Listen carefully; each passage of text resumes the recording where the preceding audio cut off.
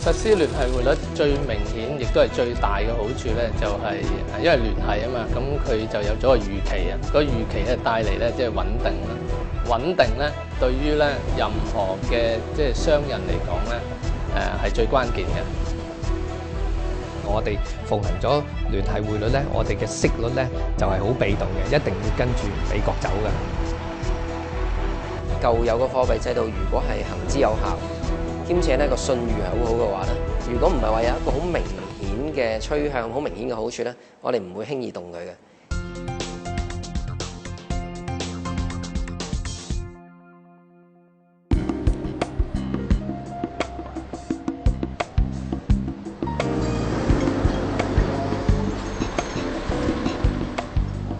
香港係一個國際城市，食品、日用品以至消費品都依靠外地入口，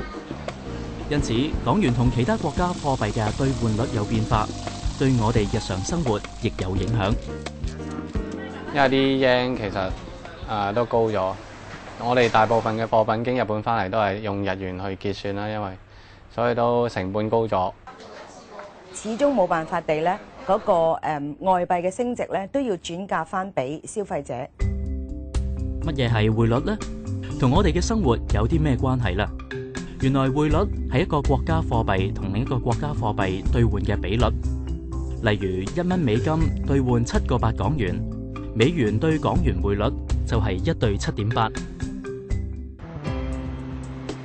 喺香港，貨幣能夠自由兌換，依供需嘅多寡就會影響匯率。匯率亦都能夠睇出一個國家或者地區嘅對外貿易狀況。如果一個國家咧出口好多貨物俾人哋，即係人哋好多人買佢嘅嘢啦，而佢又唔係入口咁多人哋嘅貨物咧，佢就會有呢個所謂貿易嘅盈餘。通常嚟講咧，有貿易嘅盈餘咧，佢呢個國家嘅嗰個貨幣咧就會更加升值。個原因就係，如果人哋要不停買佢個嘢咧，你就要將自己本國嘅貨幣咧換成佢嗰個貨幣咧，然後先可以買佢個嘢嘅。即係話咧，佢本國嘅貨幣咧係嗰個需求係大咗，好多人都中意佢嗰種錢咧，咁你自然咧就會去值錢啲噶啦。香港開埠初期，唔同國家貨幣曾經流通，後嚟香港開始發行自己嘅貨幣，而香港嘅貨幣政策亦都引用咗貨幣發行局制度。喺呢個制度底下，香港發鈔銀行每印一張銀紙，需要有等值嘅外幣儲備作為保證。港元先後同英鎊掛鈎、美元掛鈎，到1974年同外幣自由浮動一段頗長時間。每次變更都係同匯價大幅波動有關。從事旅遊業超過30年嘅劉美思話，旅行社一直以美元支付境外接待單位嘅費用。有啲國家咧唔係嗰個貨幣咁國際性嘅咧，都係以美金做單位嘅嚇，咁所以美金突然間飆升咧，咁我哋咪要即係用更多嘅港紙去兌換咯。1983年今日，中英香港問題第2階段談判正式喺北京展開。1983年8月，當時中英已經就香港前途展開談判。9月底，港元對美元嘅匯價明顯下跌。嚟自銀行業嘅馮孝忠，當時正喺一間外國投資銀行工作。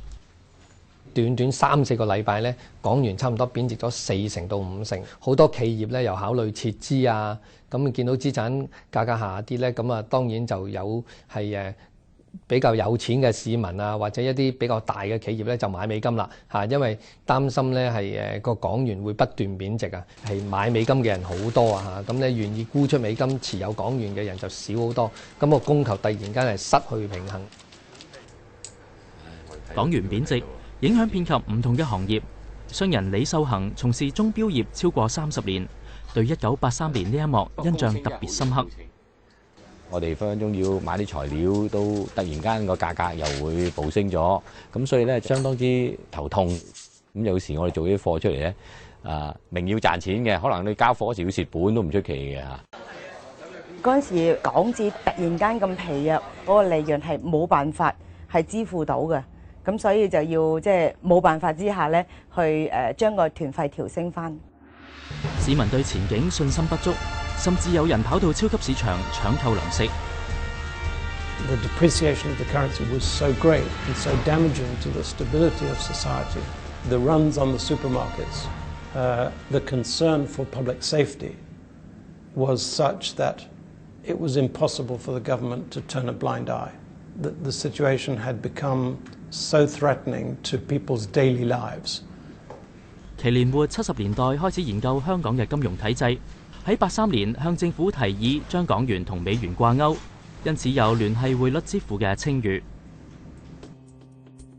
終於喺1983年10月15號，港府宣布實施聯繫匯率制度。喺聯繫匯率制度下，發鈔銀行喺發行港鈔時，必須要按1美元對7.8港元嘅官定匯率，向外匯基金繳付美元，作為發行貨幣嘅準備金。而外匯基金就向發鈔銀行發出同意發行港幣嘅負債證明書，發鈔銀行先可以印銀紙。佢穩定咗成個社會對港元嘅信心，咁係防範咗進一步危機惡化嘅可能性嘅。The benefit of an automatic system is that it minimizes the amount of political intervention in the monetary system. 實施聯繫匯率之後，港元對美元匯價逐步穩定落嚟，各行各業都逐步恢復正常，並習慣以美元作為同外國交易嘅貨幣。最主要好處咧就係我哋計價嗰方面咧就可以有一個就標準啦嚇，唔使咁頭痛啊，亦都即係唔使咁繁複，佢哋成日睇住外匯，即係大家可以真正專心咁樣就即係做好間廠去做好個客人嘅服務，就唔使喺為啲匯率咧嚟到即係咁煩惱咯。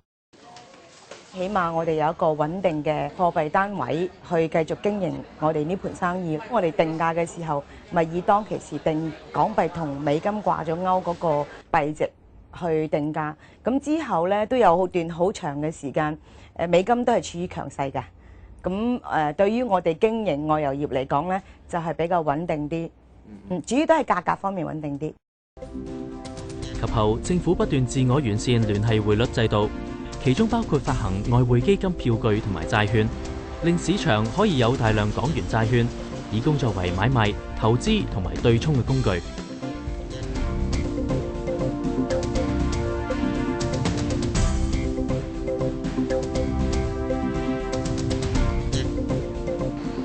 1993年4月1日，香港金融管理局正式成立，喺聯繫匯率制度嘅架構內，通過穩健嘅外匯基金管理、貨幣操作以及其他適當嘅措施，維持匯率穩定。香港係一個小經濟體系，採用貨幣發行局制度嘅好處在於簡單可靠，市場清楚掌握運作機制。不過，貨幣發行局亦都有佢嘅局限。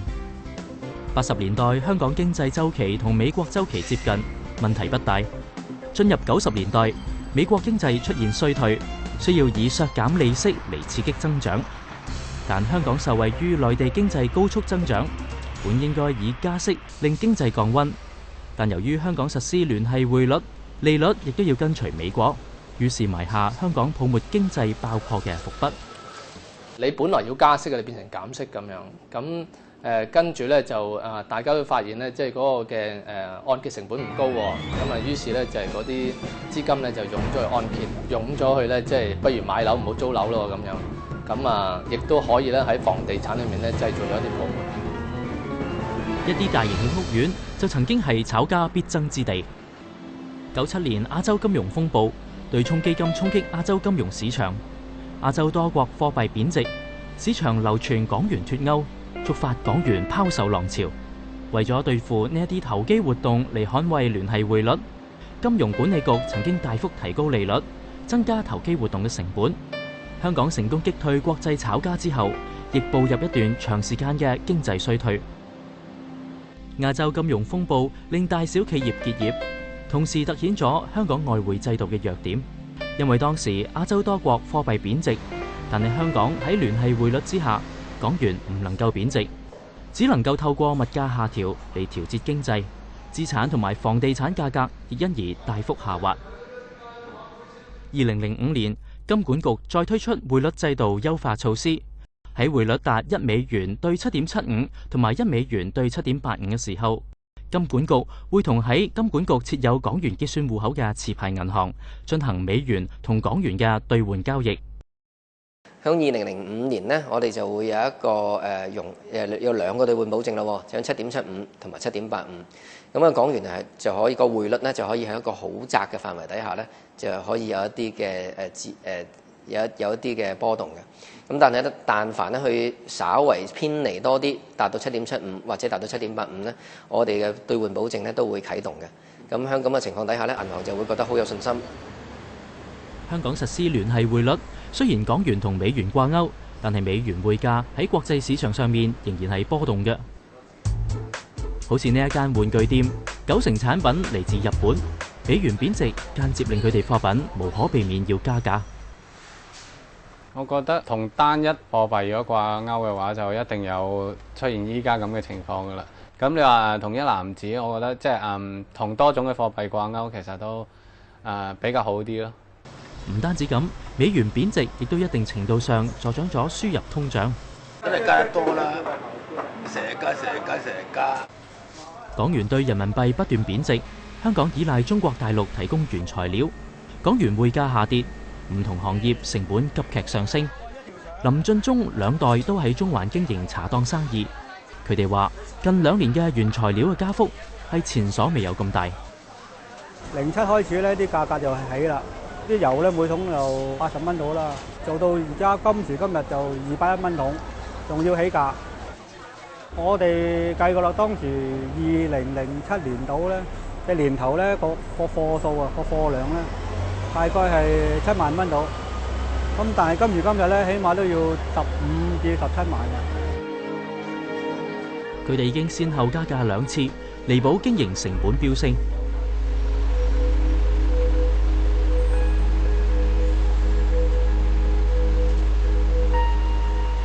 一場金融海嘯令外幣匯價大幅波動，實施咗超過25年嘅聯繫匯率制度，到咗今日仲能唔能夠發揮作用呢？港元係咪有條件可以同美元脫鈎，喺市場自由浮動呢？選擇自由浮動呢，其實就係一場經濟同埋政治嘅賭博嚟嘅。到底會發生咩事呢？以後大家都唔知。匯率個波動好大嘅嚇，咁呢個係不利作為一個全開放式經濟嘅細經濟體系啦。港元改為同人民幣掛鈎，又係咪可行呢？如果你同人民幣掛鈎啊，你必須咧係要人民幣啊喺國際上邊啊已經建立咗一定嘅聲譽，所以聲譽咧就係人哋覺得佢呢個管理得好好嘅，同埋喺國際上邊咧係呢個自由兌換嘅。如果你呢兩個條件未建立咗嘅話咧，你一同親人民幣掛鈎啊，即係等於將香港咧嗰個港元嗰個質素啊係下降嘅。乜嘢制度先至最適合香港嘅需要呢？以一個即係做實業嘅即係企業嚟講咧，實際上咧大家咧就希望即係做生意穩穩陣陣嚇，即係我做一標，譬如我利潤有20%嘅，咁我賺20%